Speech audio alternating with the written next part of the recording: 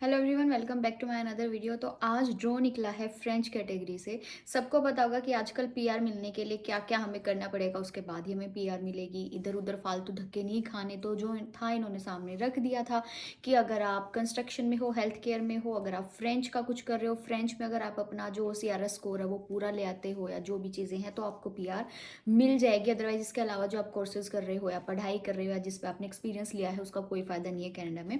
तो जिसमें से एक था फ्रेंच। फ्रेंच सबको पता होगा अभी इस टाइम पे कितना ज़्यादा फेमस चला हुआ है कि फ्रेंच करो तो पीआर मिल जाएगी, फ्रेंच करो पीआर मिल जाएगी। ये सब चीज़ें पूरे कनाडा में चली हुई हैं। लेकिन आज जो फ्रेंच का CRS स्कोर आया है उसको भी सबने हिला के रख दिया है। तो आज फ्रेंच का जो स्कोर आया है वो आया है 478। ये बहुत ज़्यादा अपने आप में स्कोर है। अभी तक इतना ज़्यादा हाईएस्ट स्कोर नहीं गया था फ्रेंच में। और जो इनविटेशन मिले हैं वो मिले हैं सिर्फ और सिर्फ 800 पीपल्स को। सिर्फ 800 इनवाइट आए हैं और 478 स्कोर गया है। तो अब लग रहा है कि फ्रेंच भी हाथ से जाता हुआ दिख रहा है। तो मेन चीज़ क्या चली अब आप देखो, कम से कम 1 से 1.5 मिलियन के बीच में स्टूडेंट्स का वीज़ा हो रहा है expire. Visa work permit expire 2024 में, अभी दिसंबर में कुछ स्टूडेंट्स का हो रहा है, 2025 में बाकी जो टोटल मिला के हो रहा है वो हो रहा है 1 मिलियन से 1.5 मिलियन के बीच में। तो क्या उन सभी स्टूडेंट्स को इंडिया वापस जाना पड़ेगा? क्योंकि वो नहीं जाएंगे तो वो कुछ और इलीगल रास्ता चूज करेंगे कि कुछ ना कुछ कर लेते हैं, इधर ही रह लेते हैं। क्या पता चल रहा है क्या चीज़ें हैं, सारा रिकॉर्ड है सरकार के पास कि इन स्टूडेंट्स का जो है वर्क परमिट एक्सपायर हो रहा है। तो उन सभी स्टूडेंट्स को इंडिया वापस जाना ही जाना पड़ेगा। वो कनाडा में नहीं रुक सकते क्योंकि अभी जो कनाडा में चला हुआ है पीआर के लिए सिस्टम, वो आपको इन कैटेगरीज के अंदर ही मिलेगी। अगर आप इन कैटेगरीज के अंदर नहीं आते हो तो आपको कोई पीआर नहीं मिलेगी।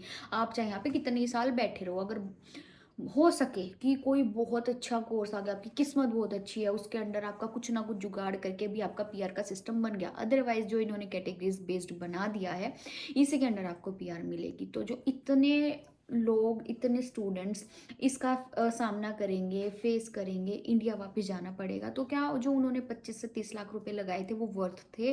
क्या वो सारे वेस्ट हो गए हैं? मतलब इनके हिसाब से तो इन्होंने बता दिया कोई बिजनेस मैनेजमेंट नहीं चलेगी, कोई प्रोजेक्ट मैनेजमेंट नहीं चलेगी, जो बेसिक से कोर्स लेके आते हैं ये कुछ भी नहीं चलेगा। तो फिर जो लेके आए थे अब उनका क्या? उस टाइम पे तो ये चीज़ थी ही नहीं, उस टाइम पे तो ऐसा कुछ था ही नहीं। उस टाइम पे तो जो मन कर रहा है ले लो, उसके बाद आपको एक्सपीरियंस दिखाना है जिस भी कैटेगरी के अंडर दिखाना है और आपकी पीआर मिल जाती थी।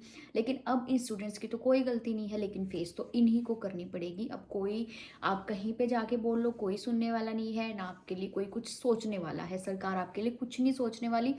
ऊपर से एक चीज़ और, नेक्स्ट ईयर इलेक्शंस हैं, तो नेक्स्ट ईयर तक आपको अगर लग रहा है कि आपके फेवर में कुछ होगा तो वो बहुत बड़ी गलत फहमी है। थोड़ी बहुत चीज़ें हो सकती है, इसके अलावा कुछ नहीं होने वाला है। तो सब चीज़ आपको खुद से सोचनी है।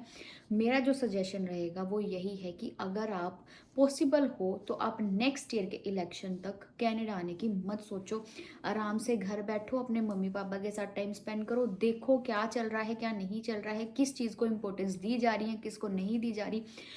अच्छे से सारी चीज़ें ऑब्जर्व करो, उसके बाद आप डिसीजन लो आफ्टर इलेक्शन।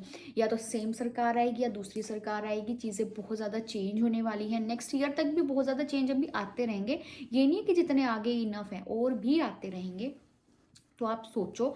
और जो अभी ऑलरेडी कनाडा में स्टूडेंट हैं जिनके वर्क परमिट एक्सपायर हो रहे हैं, तो आप उनके बारे में सोच के देखो वो इस टाइम कितना ज़्यादा डिप्रेशन और स्ट्रेस में है।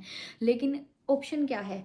या तो वो कहीं ना कहीं से अपना लीमिया का कुछ कर सकते हैं कि भाई मैं लीमिया ले लूँ, कुछ ना कुछ जुगाड़ हो जाए, या फिर आपको दोबारा ही स्टडी लेनी पड़ेगी। सबसे मेन बात है कि दोबारा स्टडी लेके आपको फिर इतनी फीस भरनी पड़ेगी, जो यहाँ पे अभी इस टाइम पैसे कमाने बहुत ज़्यादा मुश्किल हो रहे हैं, जॉब मिलनी मुश्किल हो रही है। सेविंग तो बहुत ज़्यादा दूर की बात है, अभी की सेविंग हो जाए, कुछ ऐसी चीज़ें हो जाए। तो ये सब चीज़ें चली हुई है। तो अभी फैसला मत लो, आप पहले देखो आफ्टर इलेक्शन भी क्या चीज़ें चल रही हैं, क्या चेंज हो रही है, उसके बाद ही आप डिसीजन लो कि कनाडा आना भी चाहिए कि या नहीं। अब अदरवाइज तो आपके सामने कैटेगरीज हैं, अगर आप इसके अंडर लेते हो तो आपको पीआर मिल जाएगी। बट जो फ्रेंच इन्होंने बोला था आज 478 स्कोर देख के तो सबकी बत्ती गुल हो रखी है कि इतना स्कोर अब फ्रेंच में भी इतना बढ़ गया तो कैसे पीआर पॉसिबल होगी। तो आई होप कि वीडियो अच्छी लगी होगी। अच्छी लगी तो लाइक एंड सब्सक्राइब। तो फिर मिलती हूँ आपसे नेक्स्ट वीडियो में। सेफ रहो, खुश रहो और अपना ध्यान रखो।